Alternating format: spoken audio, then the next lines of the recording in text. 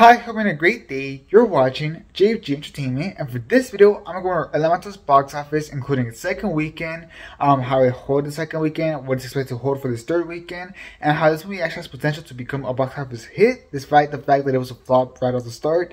So yeah, let's get into all that information in this video. I'm really excited to give you this information. So yeah, let's get into it. And to start things off, we're going to start off domestically, which means the US and Canada. So let's get into it. So this past weekend, it made $18.5 million for its second weekend, dropping only 37.5%, which is a really nice hold, like really nice. How nice? Well, it's the sixth best hold for Pixar ever, so that's really good. Not quite top 5, but 6th place is pretty good. Now this whole week, it has also claimed the #1 spot. That means Monday, Tuesday, Wednesday, it has claimed the #1 spot at the box office, which is really great. And you know, it has always been behind The Flash or Across Spider-Verse or Hard Feelings. So the fact that they got to beat all those this week, that's really good.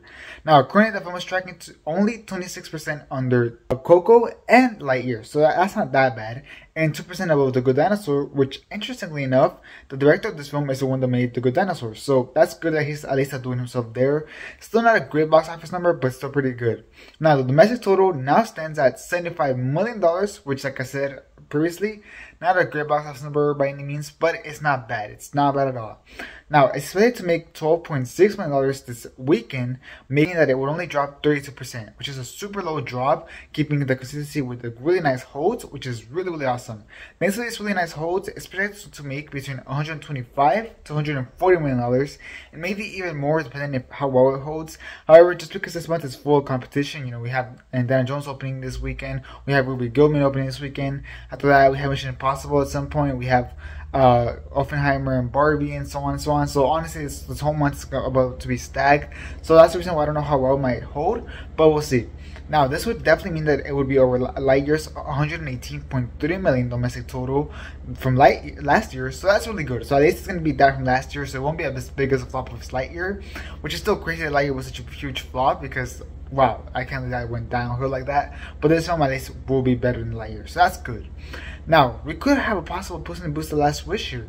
What do I mean by that? Well, Puss in Boots: The Last Wish opened with $12.4 million on December, and everybody was like, oh, that's such a huge flop. However, it had such good word of mouth. Like, everybody was talking so much good things about it, and the movie theater just kept getting more and more people to watch it, that it ended up with $185.5 million. That is crazy. That is over a 15 times multiplier from its opening weekend, and yeah, that's very rare. It might be one of the biggest multipliers ever in cinematic history, and it looks like we might have something like similar to that with this film because it just keeps going on so great. Now, I can tell you that the holds so far don't look as good as Puss in Boots: The Last Wish, which is why I'd say that the estimated domestic total is less than Puss in Boots: The Last Wish. However, just because the holds don't look that as good as Puss in Boots: The Last Wish doesn't mean that it can't make very close to that amount of money. And if it did, that means that it would definitely be a box office hit domestically, which is really good. And I think it has a potential because the audiences are honestly loving it. What do I mean by that? Well, it has an A cinema score, which is really good. An A cinema score is on par with Across the Spider-Verse, which is crazy. So the audiences are loving it. And a 76% on Rotten Tomatoes. So critics aren't loving it as much, but it's still fresh and it's still pretty positive. So yeah, the word of mouth for this film is still really good. So I could definitely see it keep those crazy holds up, and maybe when I reach the Last Wish level of good, it could definitely become a box office hit domestically, which would be super, super awesome. Now, what about overseas or internationally? Anything else outside of the US and Canada? Well, overseas, the film expanded from 17 markets to 45 markets this past weekend, making the film go up by 108.7%. That's crazy. Definitely having that impact, meaning that it made $31.3 million, which is really, really strong. Like I said, 108.7% higher than last weekend, which is pretty good. This makes its overseas total at $56.1 million. Not great by any means, but not terrible. It's not good either. Like, it's there. It's doing really terrible in China, where it only made $11.1 million, which means that there's no way it's reaching Coco's $177.8 million in China. So Coco, while it didn't do so well domestically, it did so well overseas, and part of that was because of China, and it's not going to reach that, nowhere near that in China. So it might definitely do way worse overseas, which is a bad sign. Now, what about globally, the whole world, US, so the domestic side and the overseas side combined? Well, globally, the film has currently $131.2 million at the box office, and it's currently eyeing a $260 to $300 million global run, which would, for comparison, let's just start comparing them. Well, for comparison, it would be higher than Lightyear's $218 million and higher than Onward's $133.3 million. However, it would be way lower than Coco's $807.9 million and a little bit lower than The Good Dinosaur's $232.2 million, which is a bad sign. You at least want to have an upgrade over The Good Dinosaur because you at least want, as a director, for your movie to have a higher box office than your previous film. For this case, not always, but in this case, you do want that. And the fact that it wasn't able to achieve that is a bad thing. But like I said, domestically, it could definitely overachieve, and it could maybe somehow match The Good Dinosaur. We'll see.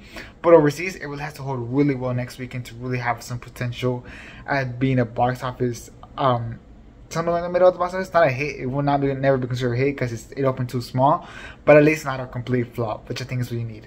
Now, the reason why this film is such a big flop, it's not because it's doing terrible at the box office, but because it has such a huge budget.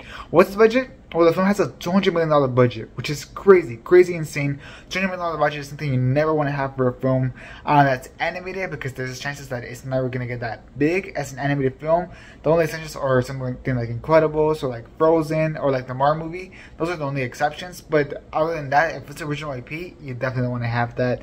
So that's a really bad sign. But they gambled, and unfortunately they lost. However, it's 100% sure, I'm 100% confident that this film is going to be a huge Disney Plus hit. It's going to be one of those films that just blows up in Disney Plus. I can assure you that for sure. So whenever this film does hit Disney Plus, I'm 100% sure it's going to be a huge hit, just like Luca was, just like Soul was. You know, because the streaming service has kind of gotten people used to releasing these films at Disney Plus. What's it called? Turning Red also released there. So it's definitely going to become a huge Disney Plus hit, which would be good. And the expectation here is that it hopefully can hold to become one of those films that just never leaves the charts. Moana's one of those films. Frozen one of those films that it's always up there and people are always watching it. And I think this film, just because it's so kid friendly, it's a romantic type of movie.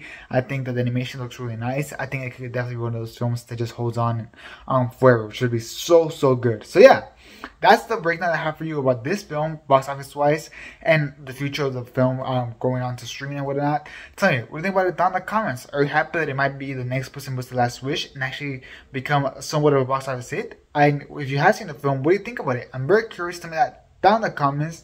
As well as please leave a like and just box office breakdown. They require a lot of work and the notes and editing and all that. So please leave a like and just box office breakdown. And subscribe for a lot more box office breakdowns, including more box office breakdowns on this film, on The Flash, on the Daniel Jones film, on the Ruby Gilman coming up, all that type of stuff. Subscribe for all that content.